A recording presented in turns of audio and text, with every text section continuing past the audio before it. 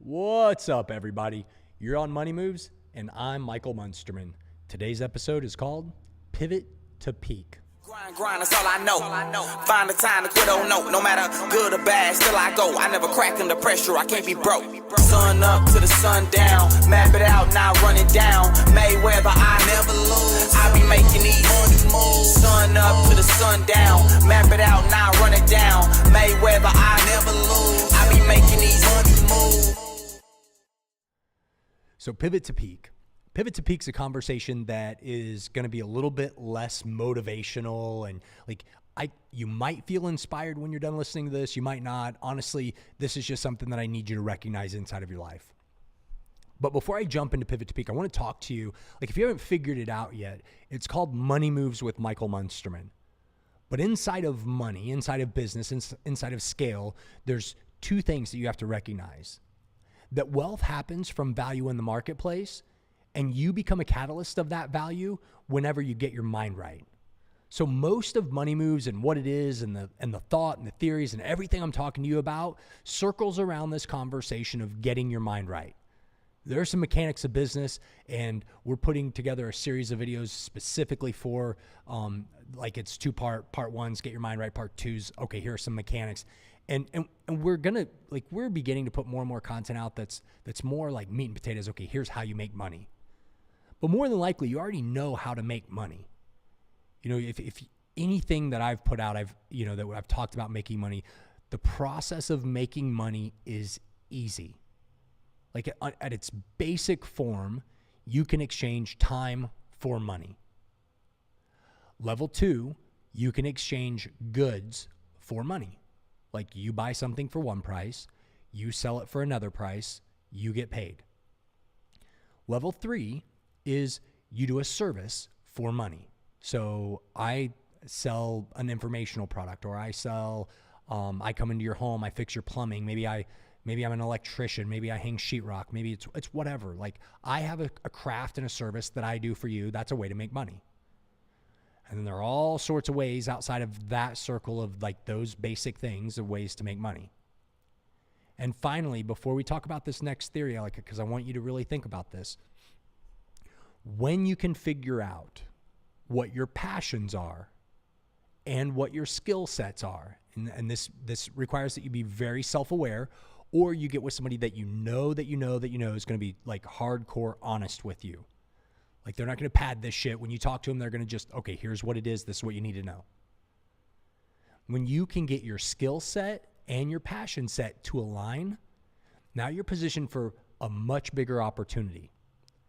Because if you really want to create a lot of money, a lot of residual income, like true wealth, you have to recognize that the path to wealth is through value. In other words, you add value to the marketplace. Well, Michael, I don't know that I necessarily agree with that. Well, you're wrong. Like if you make a metric shit ton of money in real estate, it's because you're adding value. You own commercial property. That commercial property services thousands and thousands of people inside of the business that pays the lease, that pays the person that owns the property. In order for them to pay the big ticket value, they're providing a service to the masses. You want to hack that, you provide the service to the masses, whatever that is. You own a great big retail business that does 20, 30, 40, $50 million a year in sales. You are adding an immense amount of value to the marketplace because people won't charity your way to wealth. So the only way that the world is going to pay you for what you do is by you adding value to their life.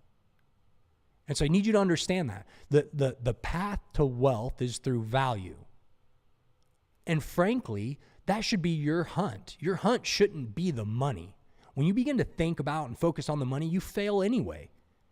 And I'm not going to beat around the bush, tell you a bunch of ridiculous stories. I am going to tell you a story that I'm going to pull this all together. But first and foremost, it's time to quit thinking so much about this. I don't want to get on here every single time and inspire you. If you're not inspired listening to the first 10 or 12 episodes of Money Moves, then you don't get it. If you need that daily pick-me-up, this probably isn't for you. You need to go to one of Dr. Phil probably puts on a real soft, feel-good, get you motivated, plenty of motivational things you can go listen to, and that's maybe what you should do. If your goal is genuinely to shift your life and make your life better and make the lives better of your family and generationally impact your future heritage, like what you want to accomplish, the mark you want to leave in the world, then this is a good place to start. I want you to be excited. I want you to be like, but I want you to get it too. And so what I'm going to talk about inside of Pivot to Peak, there are 100 different ways. This might be part 1 of 6, because every time we do Pivot to Peak, it ends up evolving into something a little bit better. It ends up like we go down a new rabbit hole with it. And so I'm going to tell you a story about me. I'm not going to spend as much time as I normally do staring at the camera. We're recording on the Surface Studio Pro here. And so we're going to be flashing back and forth. If you're listening to this on iTunes and you haven't went to my YouTube channel yet, now's the time, because this is meat and potatoes, like something you need to execute inside of your world. And I'm going to start with this so you can shut it off if you're like anti this belief system. If you want to hack this process, you know, everybody wants a get rich quick scheme, right? Everybody wants to be able to skip steps 1 through 6. There's only one way to do that, and that's through mentorship. You need to find somebody who's ahead of you in the race that you're broken in and pay them to teach you how to sprint. That's it. Like if you're brilliant at making money, then cool. But your marriage is shit, like it's time to hire somebody to speak into your world about marriage. Or you need to go somewhere and pay somebody who's better at coaching you through conversations inside of your marriage, and it will get better. Now, like I realize there's a lot of things to circle around that particular conversation, but let's move on to the other category, right? Like if you've been trying to get physically fit for a really long ass time and you're still on the same roller coaster of results, then guess what? It's probably time to hire somebody to teach you how to do that correctly. Maybe you need a strength coach. Maybe you need a nutrition coach. Maybe it's whatever. Maybe you're trying to lose weight. Maybe you're trying to gain. It doesn't matter. There's somebody out there that's exactly perfect to take you down that walk because they've done it before. And that's what Pivot to Peak is all about.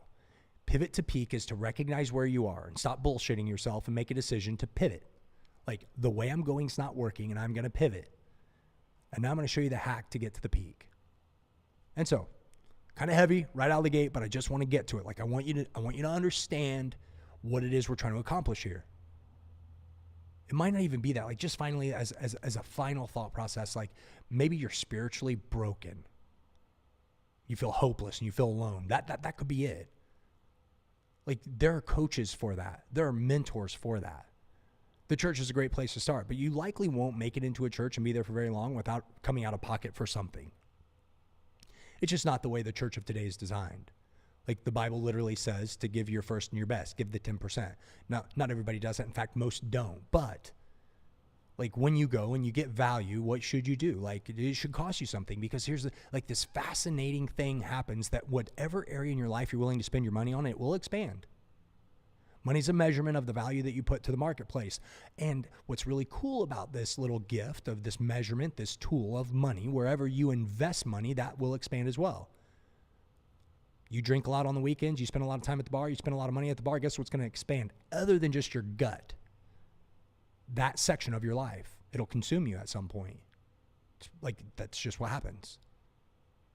Well, my business is where my money goes, and your business will expand.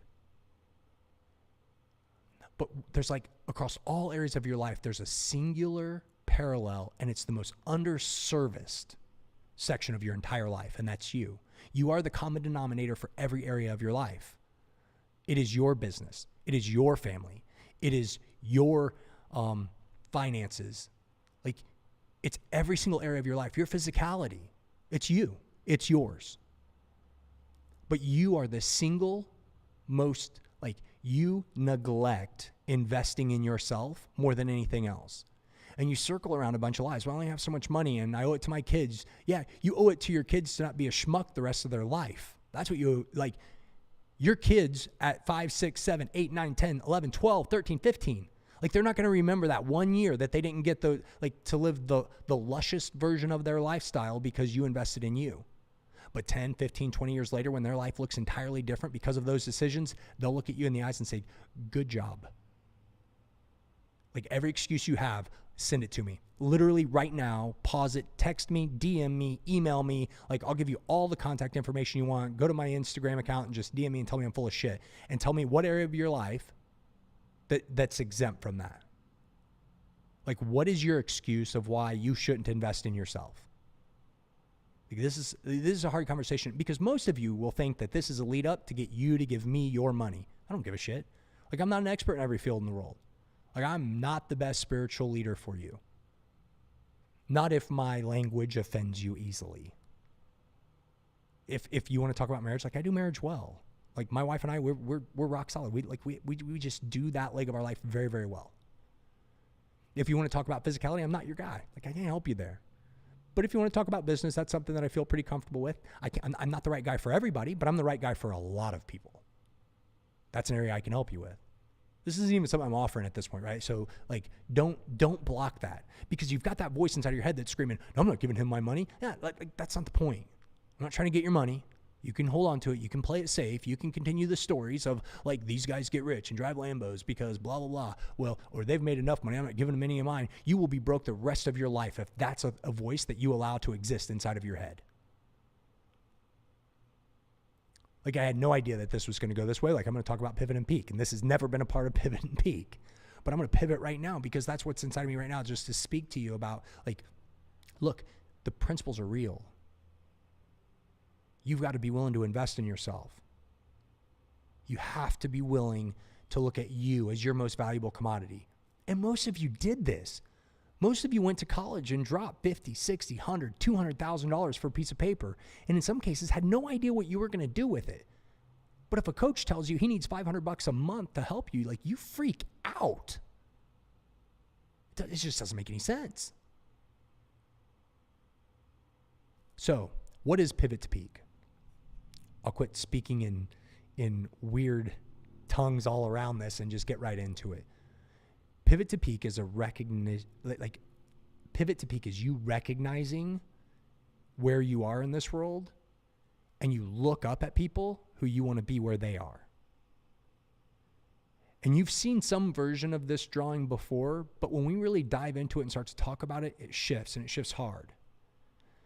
So I'm going to just, like, this is going to be a lot of time where the sound's perfect and I'm not going to be staring into the mic, like staring into the camera the whole time.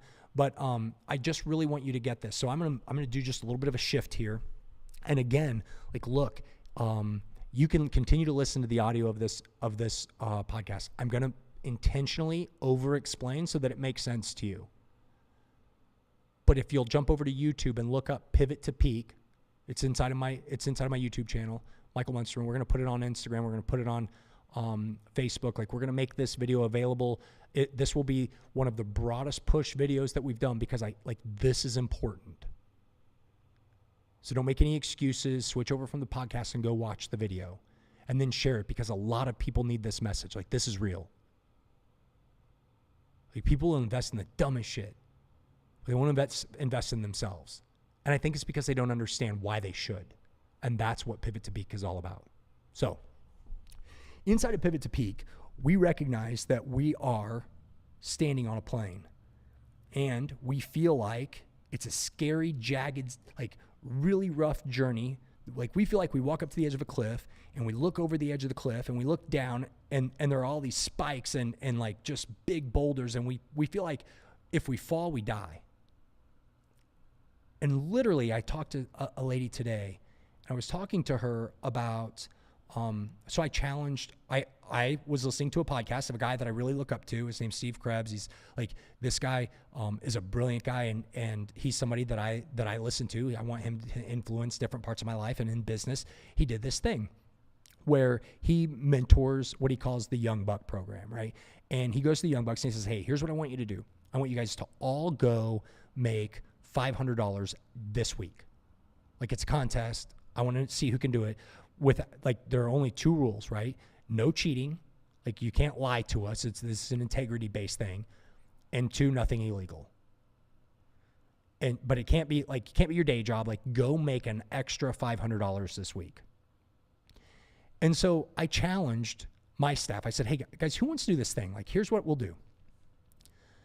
I want to take 7 days and I want everybody to who wants to take part in a little contest. Outside of your job, so for you technicians, mechanics, like you can't do it, but I want to see how quick you guys can make $500 outside of work. Like, I want to instigate your hustle. And so here's what I'll do.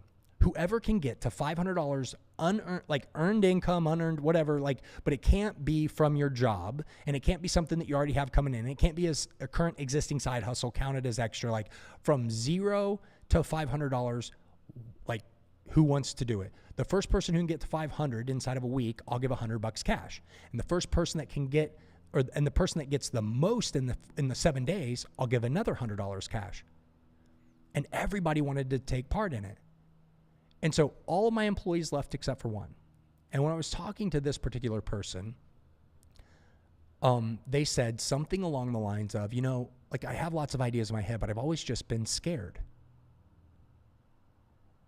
And I say, okay, that's interesting. Of what? Well, of failing. Okay, that's also very interesting. Why? Well, I just think it will hurt my feelings and it's embarrassing. And so I waited and I listened to the reasons and none of them caused physical pain. And so I asked again, okay, but why? And like, I just want this to soak in for you. You've had an idea running around in your head. You've been thinking, there's this thing that I want to do. And more than likely, you've been here on the peak looking down over thinking there are a bunch of jagged rocks. And you look up at somebody who's already doing it, and you believe that this person has all of the possibilities in the world. Like, you believe that that person cannot fail because from your perspective, all you can see for their life is blue sky. Like, you can't see a downside for that person. But here's an interesting little nugget that I want to point out to you. You're going to find this interesting. I truly believe that. You can only see what you visually can see. And what I mean by that is, like, your perspective of that person's life is false. Hell, your perspective of your life is false.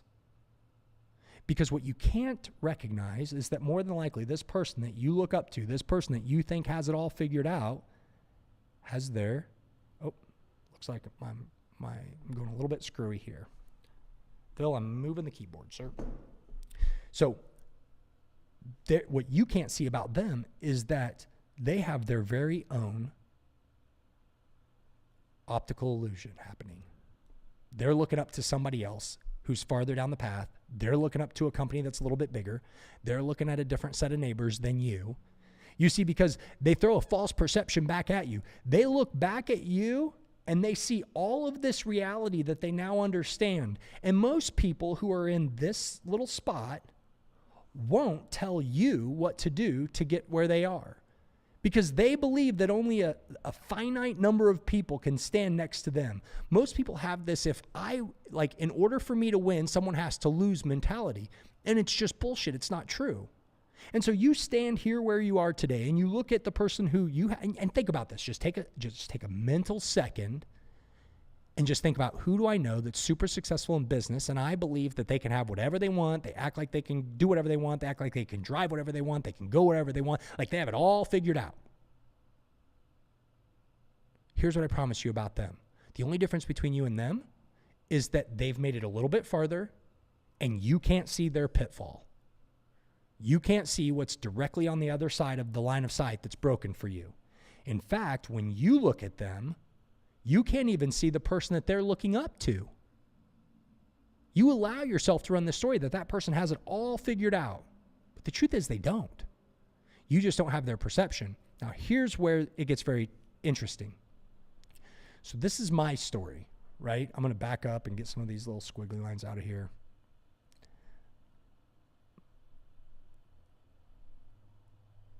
I was in this exact spot. I was here, standing on the edge of the very first cliff inside of this little illustration. And I was looking over the edge thinking, man, like, I'm $300,000 in debt. Like, my wife and I are not best friends. That's kind of broken. I don't believe in God. Like, everything felt completely displaced. To be honest, I was skinny fat. Like, I could dress myself to where you couldn't tell how fat I was, but whenever I took all that off, I was fat. It was ugly. I was at the edge of the cliff. and I was looking up and I didn't know what to do. And so in my community of Brookfield, Missouri, there were a lot of railroaders. And I believe that these guys had it all figured out. I believe that they had this magnificent life. They made tons of money. They seemed to have it all figured out. They were at some level of peace because they were all, like, not all. There's some really good guys. But the ones that I was looking up to in particular were pretty arrogant. I mean, they made over $100,000 a year in a town of a population of 4,000 or 5,000 people. More than likely, somebody who's listening to this has maybe even a husband or a wife or a brother or a father, somebody. If you're from Brookfield, Missouri, or any other railroad town, you know or are related to somebody that works on the railroad. It's a good job. At the very least, you know somebody that works on the railroad, and you know this mentality. If they've been on there for 20, 25 years, like, they're good. I've got a brother, he's still on the railroad. It's a good job. But for me, this was my journey. For me, I thought, I need to become a railroader. So here's what I did. I went to what they called Choo Choo U, which is Johnson County Community College, and I could pay $20,000. And they didn't guarantee you a job on the railroad, but they basically guaranteed you a job on the railroad. So I thought, look, I know if I can get an interview, I can get a job. And I tried to get hired on before, but I couldn't even get an interview. And so we had a little dog kennel at the time, my little side hustle at the time. It was part of that $300,000 in debt, and I was trying to figure out a course to get through it all right. And through this period of like, whatever, I'm going to play it safe. I'm going to stop putting my wife through hell. Her and I started to get better. I went through some different things personally, and I kind of got better with my whole God conversation, and that was just, for me, like, I ran into some people that helped me with that, and it was good. Like, that's another story. I still was pretty fat, but I would lift weights and I was feeling okay about myself. But I was still $300,000 in debt. So now we're just going to talk about fixing the money side, right? We're going to stick to just the money conversation. And so I'm standing on the cliff and I'm looking at these railroads. I'm thinking, man, if I could just get there. So I paid $20,000 to get a piece of paper. I went to Choo Choo U. It was 4 or 5 months. I don't remember now. But on the other side of that, the bridge was built to get me to these other guys. And I was there. I was a railroader. I thought that's what I wanted. I was there and I was happy and everything was good. But there was a guy who was on another ledge. There was a guy who was farther ahead, who was higher up, who was looking back, who made more money than the railroaders, who understood business better than a lot of, like, there's some really brilliant guys on the railroad that make a lot of money. They've got their side hustles, they've got real estate, they do their thing, whatever, they make money. But this guy recognized something in me that he had been telling me the whole time, but like it hadn't sunk in. And so every time I talked to the guy, he would give me crap. He's like, and you've heard this leg of the story before, right? He would call me and he would say, basically, he would say, you're the biggest waste of talent on the railroad. You're the best salesperson I've ever met, who, since I met you when you were 18, you're one of the very most talented communicators I've ever met. Like, it makes absolutely no sense for you to be on the railroad where that gift is squandered away. What are you doing? This is ridiculous. And he would say this to me all the time. And then one day I finally said, you know what, man? Like, stop beating me up. Don't call me back unless you call me back with a solution. And I hung up and I was pissed. And I thought, I'm never going to hear from him again.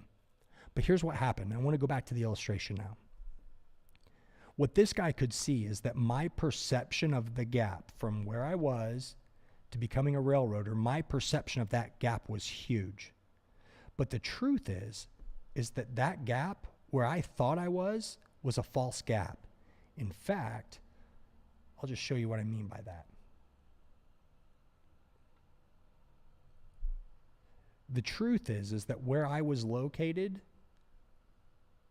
was way farther from where I thought I actually was. I thought I had moved way higher on the overall ladder, but this guy could see that I was still an employee. Like, I was still forever going to battle debt. I was still forever going to live a lifestyle that wasn't in alignment with my gifts and my potential to add value to the marketplace. And so what this guy did is when I looked up at him, I thought, man, I could barely even see his life. I didn't really know how he made money. I really didn't know what he did. He just was somebody who seemed to always have disposable, expendable income. He dressed nice, like he took care of himself. His wife had, big diamonds on her hand, and you just thought, wow, they've got it all figured out. And he also was a very brilliant salesperson. I watched that executed in action, and I could see how he could influence people. And so when he said that I was one of the best salespeople I ever met, I believed him. But here's what he did. He moved from the position where he was standing, and he started on a journey down to me. Like, he was giving me crap because he really didn't know how to communicate with me what he was trying to say. What he was trying to say to me was, hey, you've got a skill set that I recognize, the exact same skill set that I've used my entire life to make money. And he walked down this great big long flight of stairs and over to me, and he stood there and screamed up at me, hey, idiot, if you'll follow me, I'll show you how to get to where I am. Like, literally from the bottom, like, he came down to where I was and said to me, you're the biggest waste of talent on the railroad. Now, when I said, don't call me unless you call me with an idea, the next call that he called me, he said, hey, meet me for breakfast. I have an idea. And it was a great idea. But that idea required a couple things, and this is where I'm going with this with you. You're standing somewhere right now today, looking up at the lives of others, thinking, I want to be where they are. I want the life they have. I want the freedoms that they have. They feel like it seems like they never worry about money, or it seems like their marriage is on point, or it seems like whatever. You have to recognize where you are, and I'm going to demystify something for you. The gap financially from one spot to the next is smaller than what you think. And more than likely, you're just afraid of the journey. And this is where a mentor makes sense. In my story, what I had to sacrifice, the shit that I had to eat to have a better lifestyle for my family was, I had to look up at the peak, realize that I didn't know a path to get there, and I had to pivot and actually go backwards in the eyes of everyone around me in pursuit of the peak. So what does that mean? That means in order for me to pursue this opportunity that this guy showed me at breakfast, I had to quit my railroad job. I had to give up $100,000 a year income. I had to give up the retirement that retired me well. And then if I died, gave my wife half of that again until she died. The retirement that had the best medical that you could ask for. And I had a daughter who was just like a toddler who was asthmatic, like really, really bad asthmatic. In the hospital, sick all the time. Like, it wasn't good. And we're not complainers. Like, we never went to anybody about it. But like, literally inhalers and breathing treatments and all this stuff. Like, it was a big, scary thing, and it was crazy expensive. But that meant that I was going to have to jerk that security blanket off, and I was going to have to make a decision. The decision that I was going to have to make, I'm just going to clear the deck here a little bit for you. The decision that I had to make inside of this illustration, I had to decide to pivot away from looking up at people, and I had to descend down to a scary place. Like, this guy knows the path, right? So for him to come to me and say, hey, I know the way, follow me. And I had to trust in him. This was probably one of the single most expensive mentors of my entire life, because we went into partnership together and he made 50%. He made dollar for dollar what I made. That's an expensive mentorship.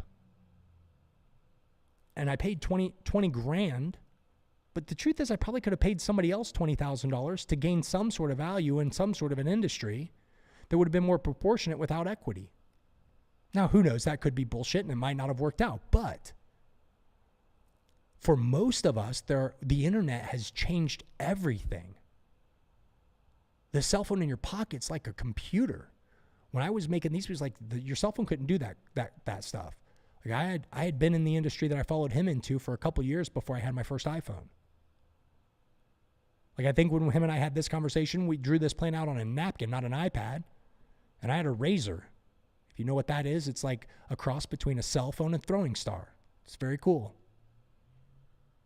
But I followed this guy down the steps and around the bend, and he pointed me to a direction. Now, here's what's interesting. every single spot that you make it to inside of this journey gives you a little bit more clarity about the backside. Every single level that you go to gives you a new level of clarity to what the people around you are dealing with. Every level you go to gives you a new level of opportunity looking forward. Now, there are still pivots and there are still peaks, but every single level you get to inside of your entrepreneurial journey will open your eyes to something powerful. And along there, you'll meet new mentors, and you'll realize that along the way, like, you've got to shed some people. This guy, him and I came to an impasse. We couldn't be partners anymore. And so we dissolved the partnership, and I replaced him with other partners. Like, I eventually sold part of that company to one of the owners of like a major shareholder inside of NASCAR. Like, his grandfather was the founder of NASCAR. And I was surrounded by an entire new group of mentors. And what happened then was my mind was blown. Like, everything that I thought that I knew up to that point shifted. The reality of the small game I had been playing shifted. And as I was sitting in Daytona, above the line where, you know, the checkered flag, and we were in the owner's booth above, like, so at Daytona, where they wave the checkered flags at the end of the race, they actually have checkers on the raceway. And directly above them is ESPN. And so we had ESPN in the box below us, and then the owner's box was above ESPN. So we could stand there and look down in there. We met one of the Petties, and another interesting character that was there that day was Herb Dean. Got to meet Herb Dean. If you're a UFC fan, like, you'll know who Herb Dean is. Sat by Herb, had like great conversation with him. But here's what was happening. Like, my network was expanding. I was meeting a new level of individuals. Like, I was realizing how big moves were happening. I recognized that bankers were being brought in, and they were being treated not like bankers, but like friends. And I started to see the game, and it just opened my eyes. Like, more and more and more, I was able to see that, like, a broader horizon inside of business. But every single major move that I've ever made has required some sort of a pivot to peak. Like, and I can't stress this enough. Even inside of that relationship, eventually our business didn't work anymore. Now, I had sold part of the company, so for me, I cleared the deck. Like, I positioned myself and my family in a place that was safe and secure. And not everybody exited that transaction happy. Like, they just didn't. My responsibility and my fiduciary, like, my focus is on my little mafia family. Like, it just is. The same as yours is, and the same as anybody else's is. But inside of the exit, I realized that I had to take a few steps back so that I could pivot and peak to a new peak. When we decided to get into the car business, we had to sell everything. We sold tons of commercial, like, income producing commercial property. Like, if you've got income producing property and you sell that for cash, you're a fool. It doesn't make sense. Like, cash is worthless. Cash is only good if it's making you money. You literally need a 6 to 12 month reserve in the bank, and every single other penny that you have should be making you money. But for me, I had to pivot to peak. I knew I had a vision of what I wanted to create. I wanted to create a dealership. I wanted to create this. I knew that I wanted to position myself around people. I knew that I wanted to speak. I knew that I wanted to help people. I knew that I wanted to encourage. I knew I wanted to shove value into the marketplace. And I didn't have enough warm bodies where I was to do the first step. First step was I want to open an income producing dealership. And so that was the first thing that we did. But I had to sell. I had to pivot, go down the steps to peak. And in order for me to be successful at that out of the gate, so that I didn't take a bunch of unnecessary bumps on the head, I hired a couple mentors. In fact, that year, I spent $125,000 on mentors and coaches. Because I recognized the more people that I have in my corner saying, hey, watch out for that. You're going to want to do this. You need to understand that. Like, I've paid some really brilliant guys a lot of money because I want to understand what they know. I recognize that they're on a different peak than me, and I need to pay them to come back and spend a little bit of time with me and show me the path, because they know the direction. They know the path to get me from where I am to where they are. Now, not everybody's wholesome and not everybody has the best intentions. So you got to really weed out the bullshit because there's a lot of it in the marketplace right now. A lot of hacks pretending to be where they're not. They're right on your level, staring at you saying, I'm an expert, you can trust me. And so you've got to be really due diligent in making sure that the people that you allow to speak into your lives are on a higher level than you, truly a higher level than you. And in order for you to do that, you're going to have to pay a little bit more. If you pay $100 or $200 an hour coach to help you inside of selling real estate, you're probably burning your money. Like, call them what they are. They're an accountability coach. You tell them what you want to accomplish, and they have coffee with you a few weeks later and ask you, how'd you do? That's horseshit. I'm talking about get uncomfortable.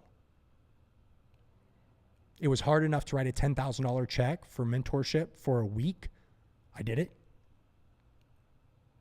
But then at the end of that week, they said, hey, if you really want to level up and you want to surround yourself with some high-level producers, it's $50K. And I did it.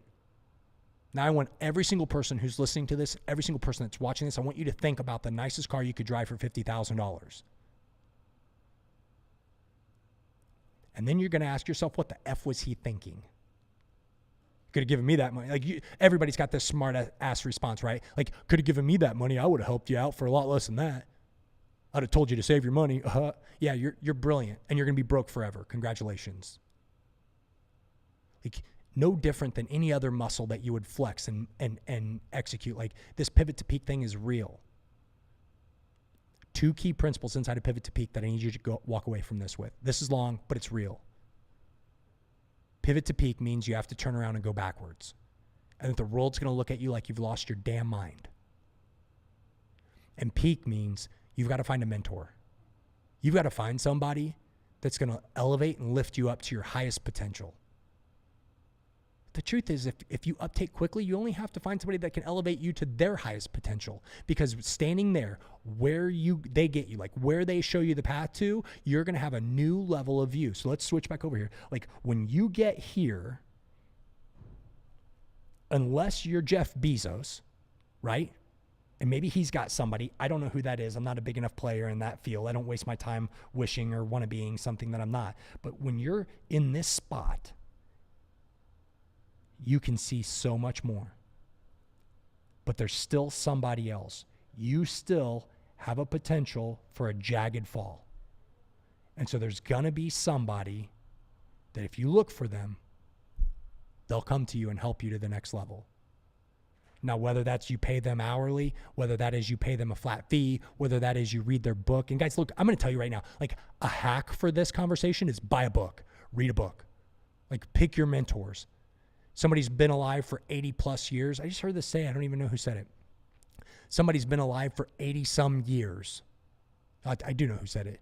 Buddy of mine, and we had lunch, and it was yesterday. But he said, I heard this thing and it's brilliant. For 80 years, this highly successful person's been alive, and they take their very best lessons from their entire life, the stuff that they think will add the absolute most amount of value to you, and they put it in a book. But you don't read it. Makes no sense whatsoever. Like, when someone takes their lifetime of lessons and drop it into a little book and they give that to you, that's them coming back to you and offering to peak. Like, they know the way, they're going to show you the way, and you just have to follow the journey. Is it going to be a little different? Yeah. Is it going to be as good as having a coach there holding your hand? No, probably not. But is it going to get you higher than where you are today? Yes. Is it going to show you a new reality that you didn't understand yesterday? Yes. Like, that's the hunt. The hunt is to be willing to do whatever it takes to elevate to that new peak. And you can't do it alone. That just does not work. So just think about where you are and be very real with yourself. Where am I today? Where do I want to be? And when you look up there, don't look up there longingly, like, oh, they just have it all figured out and everything's okay. That's horseshit. Look up there and think, who's up there who I can get to help me get to where they are? And put your pride in your back pocket and go ask them. Offer to pay them. If you can't pay them, offer to give them a small equity stake. If you can't get an equity stake, like, go to somebody else. Trade. What can I do for you to get you to help me? Like, you've got some sort of a little skill set, talent set, something that you can do to get somebody. Like, go to the nicest house in your neighborhood and say, hey, look, will you spend a couple hours telling me what you do for a living? I'll gladly mow your yard the next couple weeks. Like, that sounds silly, right? Like, you would be so humbled to walk up and do that. Or you'd be genius. You just got to be willing to pivot to peak. Turn from where you are, turn from your skewed perspective, eat a little crap, go backwards to go forwards, follow somebody who gets it to wherever they can take you, and look around for somebody else. Thank them, pay them, like do the right thing, but then look around, okay, where else can I go? It's long-winded. I apologize for that. I want you to get it. It's real. Pivot to peak. Savvy. I be making these